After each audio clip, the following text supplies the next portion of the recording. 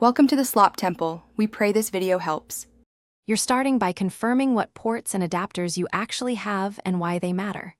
First, inspect your laptop for HDMI, DisplayPort, or USB-C/Thunderbolt outputs.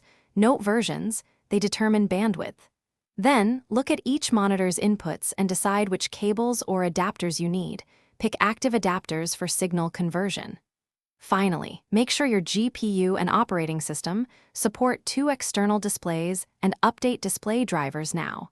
This avoids headaches when you plug everything in. Once cables and adapters are ready, connect each monitor, one direct to an output and the second to the other output or to a dock/MSD hub. If you use USB-C, confirm the port supports DisplayPort alternate mode or use a powered docking station. DisplayPort MSD can split one DP output into multiple screens.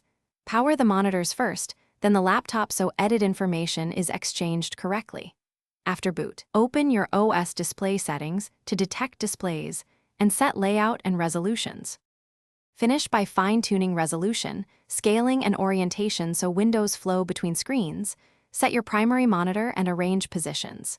If a screen is blank, make sure the monitor input matches the cable, receipt connectors, and update any adapter firmware or drivers. If you used a single port adapter and performance is poor, bandwidth limits may force lower refresh. Make sure you're not above the port's capability. If so, switch to 2 separate outputs or a better dock. That single check usually fixes most issues. Thanks for watching. Consider subscribing if we helped you.